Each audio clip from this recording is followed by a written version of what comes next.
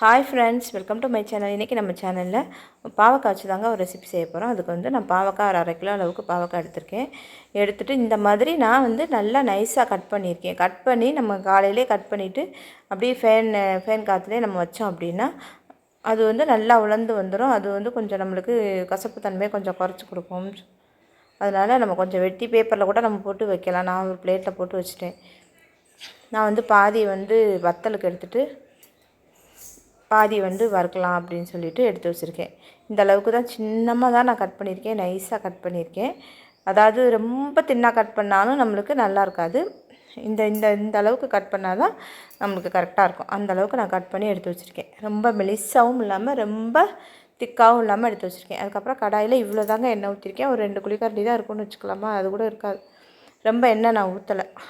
கொஞ்சமாக சோம்பு போட்டுட்டு நம்ம வந்து சோம்பு பொரிஞ்சதுக்கப்புறம் பாவக்காயை போட்டாச்சு. பாவக்காயை போட்டுட்டு நம்ம அந்த எண்ணெயிலே நல்லா மிக்ஸ் பண்ணி விட்டுறணும். நம்ம தண்ணி இன்னும் எதுவுமே இல்லாமல் நம்மளுக்கு நல்லா இருக்குது.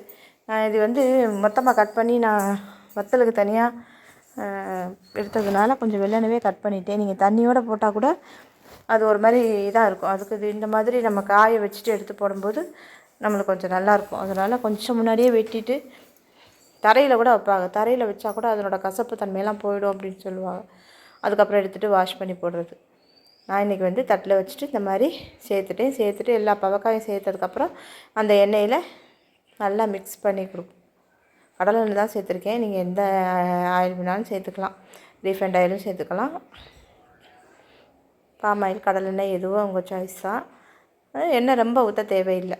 நல்லா மிக்ஸ் பண்ணி கொடுத்துட்டு கொஞ்சம் நேரம் அந்த எண்ணெயிலே வேக விட்டுறணும்.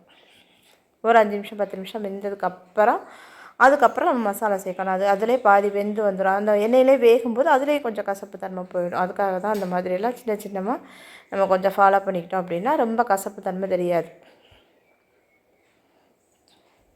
அப்புறம் ஒரு 1½ ஸ்பூன் மிளகாத்தூள், கொஞ்சம் மஞ்சத்தூள் மட்டும் தான் சேர்த்துருக்கேன். வேறு எதுவுமே நான் சேர்க்கலை.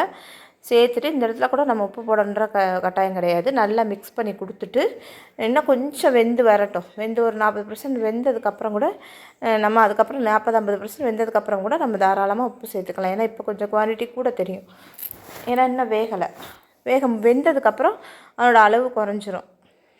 அப்போ உப்பு போட்டோம்னா நம்மளுக்கு கரெக்டாக இருக்கும். முன்னாடியே உப்பு போட்டுட்டோம் அப்படின்னா நம்ம இந்த இந்த குவான்டிட்டிக்கு தகுந்த அளவு உப்பு போட்டுருவோம். அப்போ வந்து உப்பு வந்து கொஞ்சம் கூடுதலாக தெரியும். ஸோ அதனால் இந்த மாதிரி இந்த மாதிரி காயெல்லாம் கொஞ்சம் சுருங்கிடும் வேகும்போது. அப்போ அதுக்கு தகுந்த மாதிரி நம்ம இது பீக்கங்காய் இந்த மாதிரி காய்கள்லாம் கொஞ்சம் சுருங்கி வரும்போது நம்ம அதுக்கப்புறம் தான் உப்பு போடணும்.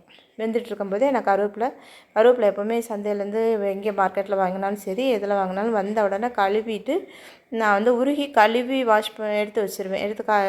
எடுத்துட்டு கொஞ்சம் ஃபேனில் செத்த நேரம் போட்டுட்டு அந்த ஈரத்தன்மையெல்லாம் போனதுக்கப்புறம் எடுத்து டப்பாவில் வச்சிட்டோம் அப்படின்னா நம்ம டக்குன்னு எடுத்து தாளிக்கும் போது போட்டுக்கிறதுக்கு நம்மளுக்கு ஈஸியாக இருக்கும். இல்லைன்னா அதை எடுத்து அதுக்கப்புறம் அதை கழுவி அது ஈரத்தோடு போட்டோம்னா டப்புன்னு தெரிக்கும்.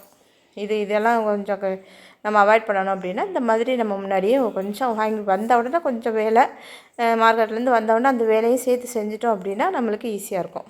இப்போ கொஞ்சம் வதங்கிடுச்சு. இப்போ நான் தேவையான அளவு உப்பு சேர்த்துருக்கேன். டேபிள் சால்ட்டு தான் சேர்த்துக்கிறேன்.